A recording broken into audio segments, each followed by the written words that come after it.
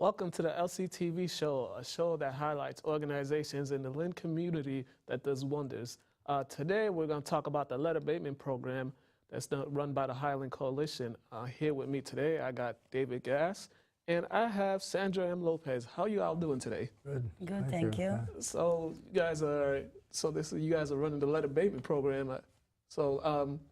Can you guys just tell us a little bit about yourself first before we get into the program? Okay, we work with the Highlands Coalition, which is a nonprofit working in the Highlands for 10 years, and we do many, many things to improve the neighborhood. You want me to translate? Yes.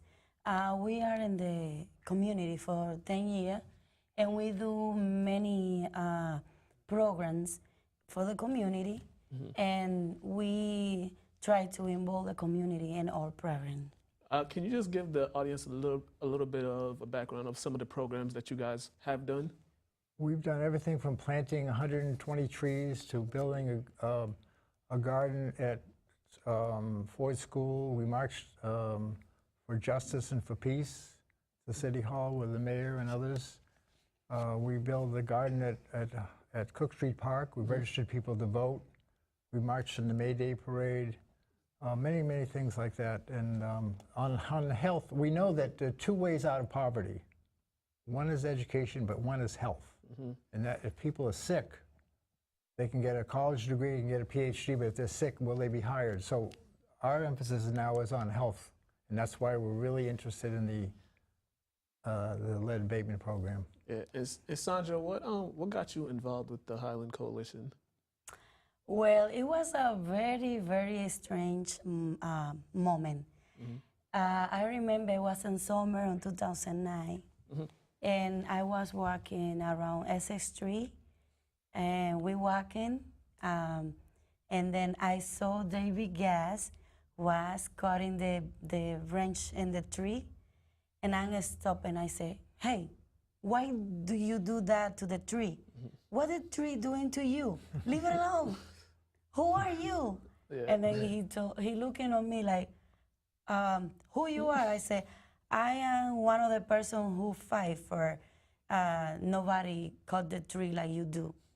And then he said, "I'm the one who planting this tree." And be like, "Oh, okay, but you're not supposed to doing that." Yeah. Right. So after that, he invited me to go to forest school where they had the like a little garden over there. They develop a garden in the school. And then I'm be like a butterfly. I like to be involved in everything. Yeah. And then, yes, I went there and signed that time and started working with him. Okay. And I want to address it to the, while I'm be working with him, I'm be working for the kids, for the community, and running the program as a like a coordinator of the program. Okay. And Dave, and how long have you been in the position of the director? 10 years. 10 years. Over 10 years, yeah. Okay. And now you guys are starting this Lead Abatement Program. What kind of got you to start this? Well, the City of Lynn got several grants, maybe to de-lead hundreds of units of housing in Lynn, because the lead paint, the number of children who are affected by lead paint at a high level was high in the state, and they got this federal money. So they asked us to join, and because we have a lot of outreach to the neighbors, we know a lot of people. So we've been doing this for 4 years now. 4 years. And just so the audience know, for those who may not know, can you just describe the dangers of lead paint? The danger of lead paint is just to little children in the formative stage where they're growing up, little under 6 especially. And the danger is that the lead gets into the body and gets to the brain and affects the nervous system primarily, and they stuck with it for a long time. There are ways of reversing that through a plant-based diet. I've heard of that. But primarily it's a medical thing and very serious, and you have to keep it away from children. And how do you know how it's detected in homes? It's detected, yes. How they find out there's lead there. Well, lead was what was used in all paint until 1978, I believe, and then it was banned. So there's a lot of lead in these older homes, in the paint, and people paint over. The biggest problem is when you sand the paint. In the sand, the dust gets into the carpet, and the child goes down, puts it, and it gets into the mouth, and they swallow it.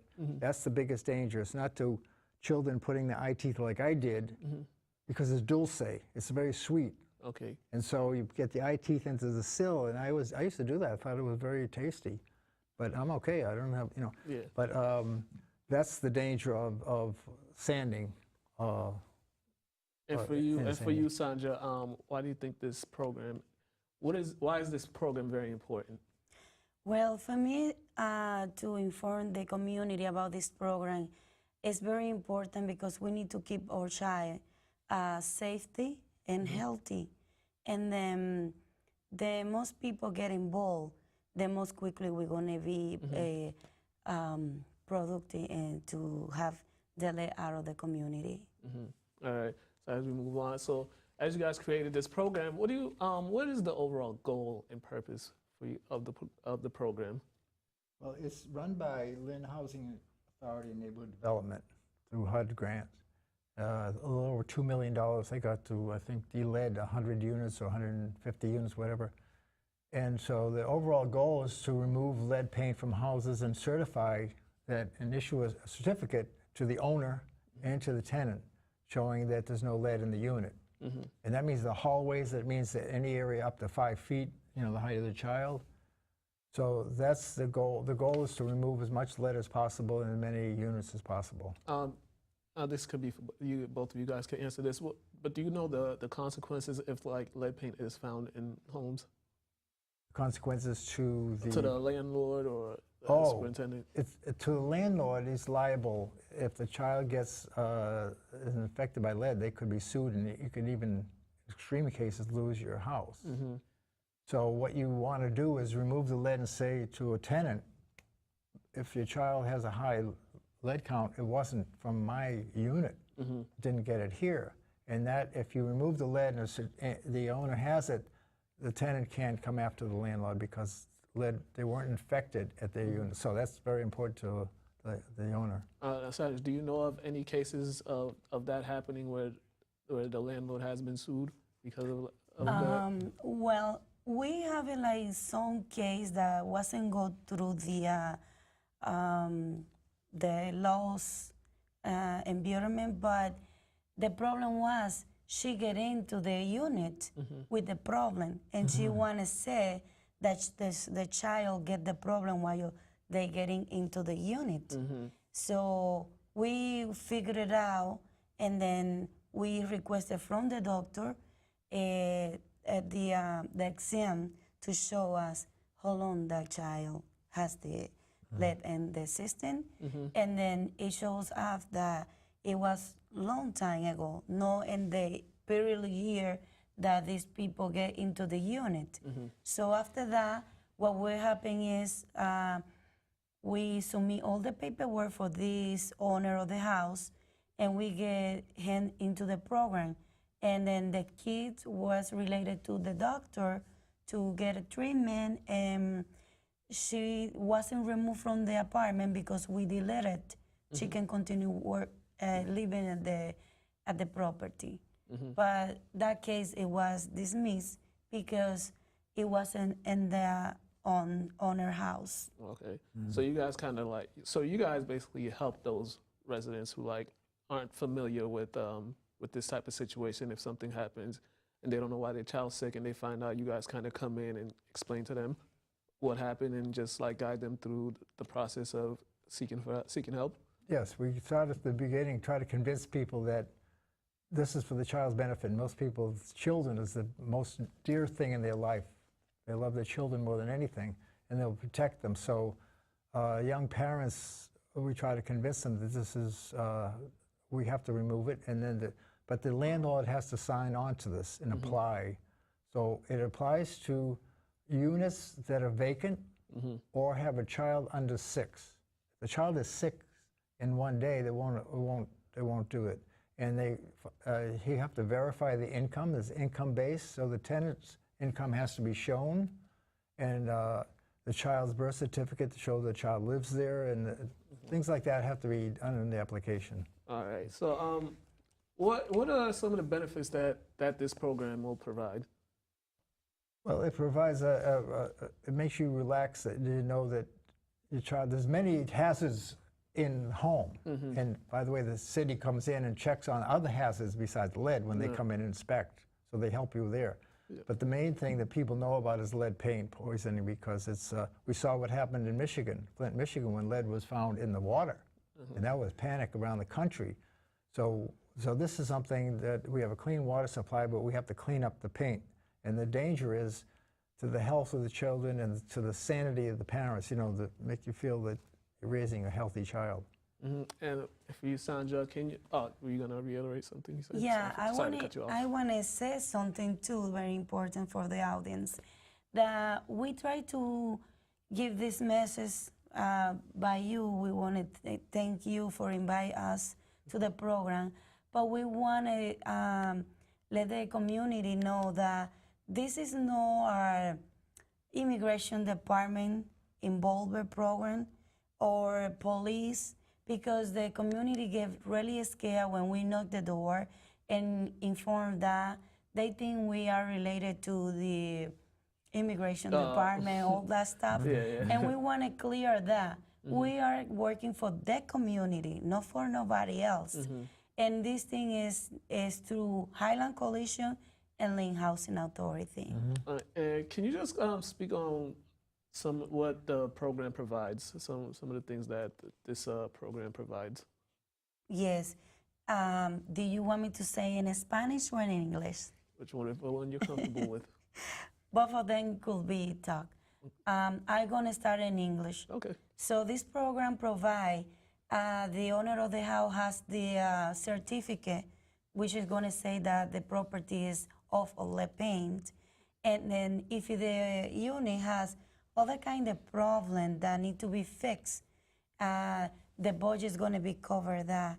And then for the health, whoever is going to be in the apartment going to be safe.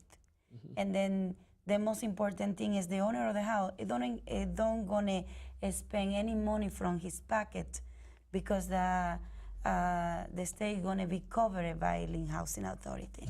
Okay. David, would you like to add something to that? Yeah, I'd just like to add that it's like Sandra said, it's free, and that if the average cost is usually about $8,000 per unit. So if a landlord has 3 units and the cost is $24,000, the city, to secure it, make sure it continues to be effective, they will put a lien on the building for 5 years, and every year 20% of that lien is wiped out. So in 5 years you don't own anything, so it avoids speculation. It's very good. But we need the cooperation, like Sandra said, of all the people there. They give us some personal information, but it goes nowhere outside of Lynn. Okay. We just backtracked back to the top. I don't know if I asked this already, but how did the Highlands Coalition get involved with that, with the entire... We were told. We showed that we could get people a lot of benefits to the neighbor. The idea is to get benefits the government has to the neighbors that don't know about it. And we did other things, and the Housing Authority knew that we could do that. And we proved that we could people would have confidence in us. They knew that we were dealing with the gardens. They knew that we were connected with the children at the school. They said, oh, we connect with the Ford School? Yeah. Oh, you have the garden? Yeah, come on in. And that's how you build confidence in people. So one way that you guys got people aware of this, you went knocking on doors? Yeah, we did a lot of door knocking. As we did door knocking and calls, we found that people would go to festivals, we go to fairs, or we went to churches, we went to daycares, we went to the Spanish festival, and the Cambodian, the Khmer festival, and found people. Many reference people would call and say, I need this help. A child has a high blood level. A woman called and said, I have a new baby, it's high, come on and do the letting, and we worked with her.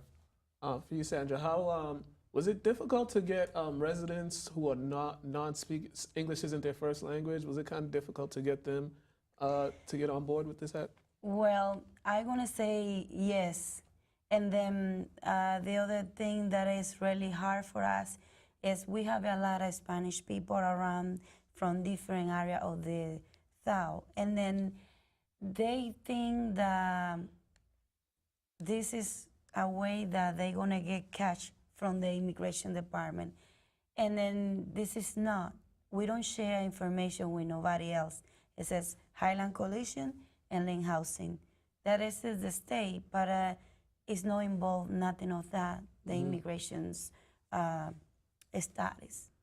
And then I want to say something, like some address about in Spanish. And that way, if it's on Spanish one, see the program, they can get what it's all about. Is that okay?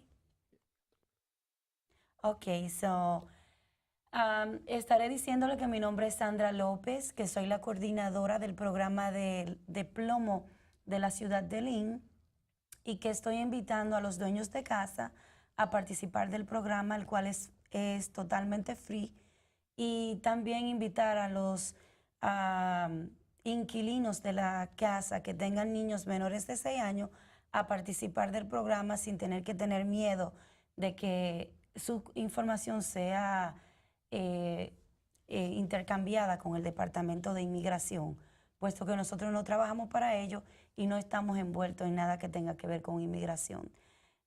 Fue un honor participar de este programa en el día de hoy y muchas gracias por escucharnos. And just quickly, who's eligible for this program? Owners of units and tenants, people who live in units where there's a vacant, with a child under 6, or a vacant unit is eligible for it, and income, there's income base, so we have to, I think people earning less than 80% of the median family income. Because most of the people in Lynn are eligible, downtown Lynn especially. Okay. Las personas que van a ser elegibles para este programa son los dueños de la casa, más los inquilinos que tengan niños menores de 6 años y los dueños de casa que tengan la propiedad vacante para ser alquilada. Tienen que tener un income un poquito low y también tienen que darnos para su misión papeles de la propiedad. And lastly, quickly, if those that want to get involved, how could they get in contact? Oh, could call me at 781-595-8701 or email DAGASS22@gmail.